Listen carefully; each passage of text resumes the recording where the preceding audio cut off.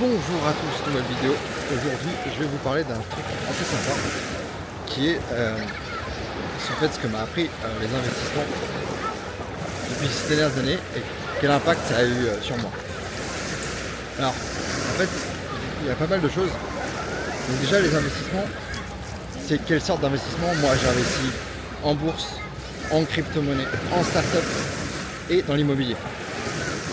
Là où la majorité de mon temps et de mes connaissances, c'était sur l'immobilier.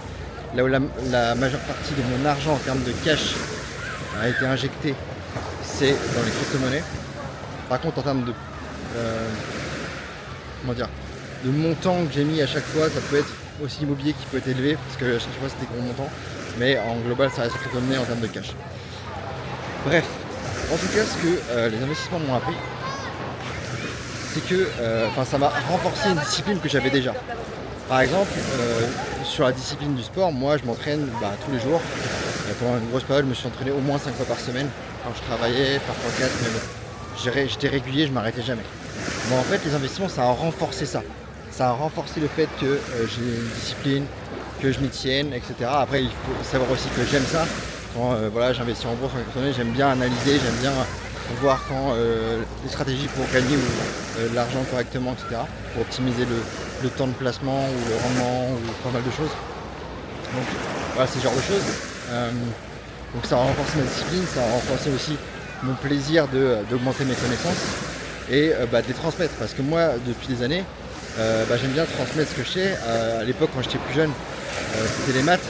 J'aidais les gens de ma classe à l'époque pour être meilleur en maths, parce que moi j'étais bon, du coup je les aidais.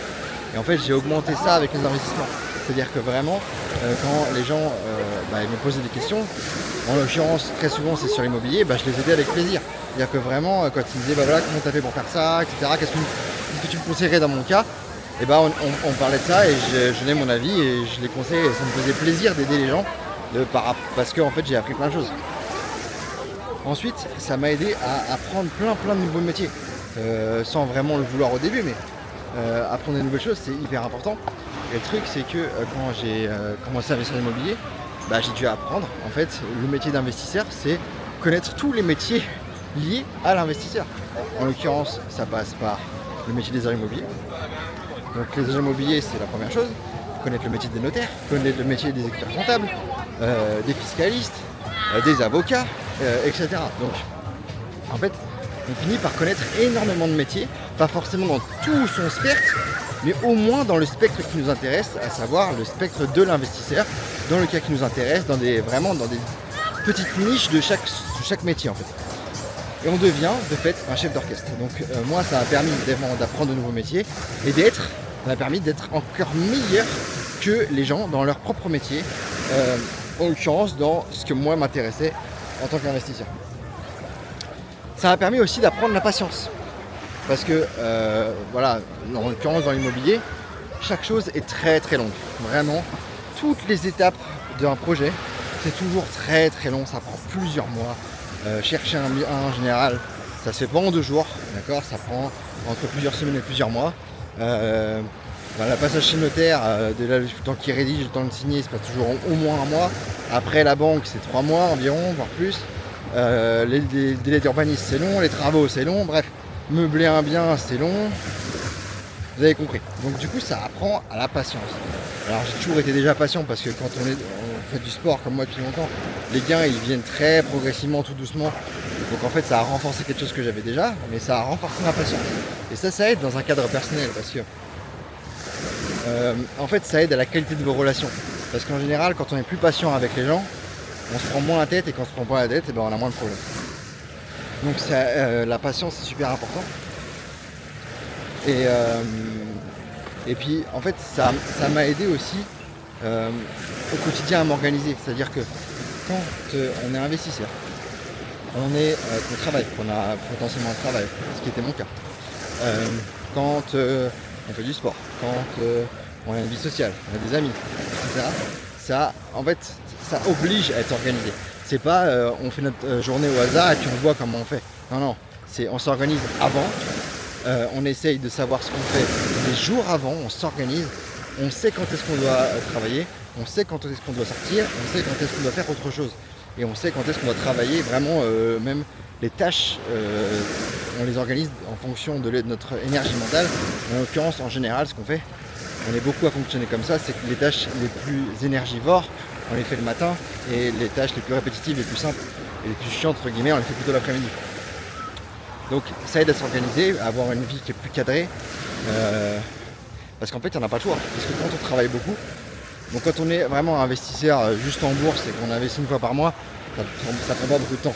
Par contre, quand on devient entrepreneur et qu'on veut vraiment, dans l'immobilier en tout cas, on veut vraiment acheter en masse des biens, quand on est entrepreneur dans les crypto-monnaies et qu'on veut devenir vraiment expert et faire limite du trading de crypto, bah, il faut passer du temps, enfin bref. Tout ça prend à un certain niveau et en fait ce qui est vachement important, c'est de s'organiser. Donc il n'y a pas que la discipline, il y a aussi l'organisation. Comme j'ai dit, il y a la patience. Et c'est à peu près les choses principales qui m'ont aidé en fait dans le cadre même de mon travail, parce que plus les années avançaient, plus je devenais meilleur dans l'apprentissage de ces choses-là. Au fur et à mesure du type d'investissement, parce que vu que j'ai fait de la location et de l'achat-revente et que c'est des stratégies très très différentes, j'ai appris de fait un nouveau métier, parce qu'en marchand bien, c'est un métier à part entière, quoi qu'on en dise. Donc j'ai appris plein de choses. Et surtout appris toutes ces choses-là que je viens de vous expliquer vraiment en détail. Et j'ai appris à me connaître. Ça, c'est encore un point qui est hyper important. C'est apprendre à se connaître. Se connaître soi-même en fait. Quelles sont nos limites? Qu'est-ce qu'on est prêt à accepter? Qu'est-ce qu'on est prêt à pas accepter? Enfin, en général, ça, on le sait pas au début, donc il faut le tester. Donc ça m'a appris vraiment à tester mes propres limites. Savoir ce que je voulais, savoir ce que je voulais pas. Pour moi, c'est vraiment essentiel de tester quelque chose dans notre vie pour apprendre à savoir vraiment ce qu'on aime, ce qu'on n'aime pas, ce qu'on aimait, ce qu'on n'aime plus, et s'adapter en fonction, quoi. Donc ce serait plutôt ça que je dirais pour ce que j'ai appris, ou ce que j'ai appris à renforcer dans l'immobilier, surtout dans l'immobilier mais aussi dans les investissements en général, par rapport à moi, par rapport à ma vie. Voilà. Ce sera tout pour moi. Vous avez un lien dans la description pour me contacter si vous voulez vous faire accompagner dans l'investissement immobilier, que ce soit pour faire de l'achat-revente, de la location, longue durée, courte durée, peu importe.